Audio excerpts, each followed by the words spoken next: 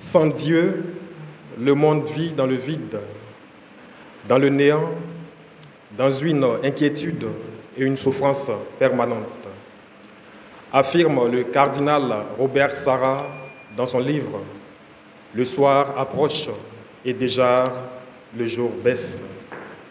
En effet, sans Dieu et sans le discernement approprié, le désir de posséder, qui est une force puissante qui peut influencer nos comportements et nos décisions, prend place et s'installe. Ce désir est souvent lié à une quête permanente de sécurité, de statut social et de satisfaction personnelle. Cependant, il peut aussi mener à des comportements négatifs, voire destructeurs comme l'anxiété, l'envie, la jalousie, le mensonge, la tricherie, la corruption et le vol, ce qui favorise dans nos sociétés contemporaines l'individualisme et la volonté des puissances qui peuvent être exacerbées par la pression sociale et les médias. Dès lors, la question des moyens et solutions pour contrer ces comportements négatifs se pose et s'impose. La promotion des valeurs telles que la fraternité, le dialogue, le partage et la solidarité peut aider à réduire l'impact du trop grand désir de posséder et de volonté de puissance. Toutefois, comme tout ce qui est humain, cela demeure insuffisant. Il faut donc recourir à Dieu.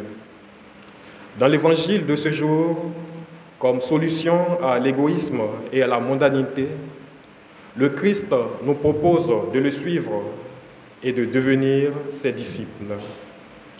Ce qui est exigeant, car il faut se détacher de tout pour s'attacher totalement à lui.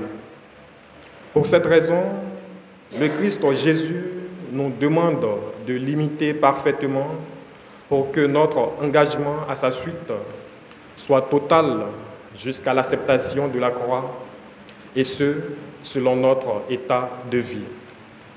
Chers frères et sœurs, la finale de l'Évangile dit ceci: « Celui d'entre vous qui ne renonce pas à tout ce qui lui appartient ne peut pas être mon disciple. » Notons que si Jésus est rude, s'il utilise un langage assez rude avec des expressions telles que « me préférer à », ne peut pas être mon disciple, porter sa croix, renoncer à et bien d'autres, c'est parce qu'il s'adresse à de grandes foules et non à ses disciples en particulier. L'Évangile de ce jour met un accent particulier sur la qualité des disciples, car le plus important n'est pas d'être seulement des disciples, mais de bons disciples. Autrement dit, les disciples du Christ doivent être des personnes engagées et dévouées qui donnent un témoignage authentique de vie chrétienne dans leur milieu de vie. Ils doivent être fidèles aux exigences baptismales afin de briller comme des lumières au milieu des ténèbres du monde. Ainsi, libérés du désir de posséder et de la volonté de puissance, ils travailleront à leur salut avec crainte et profond respect, comme saint Paul le recommande dans la première lecture de cette messe. Prions donc afin que le Seigneur nous accorde la grâce de devenir des disciples selon son cœur. Amen.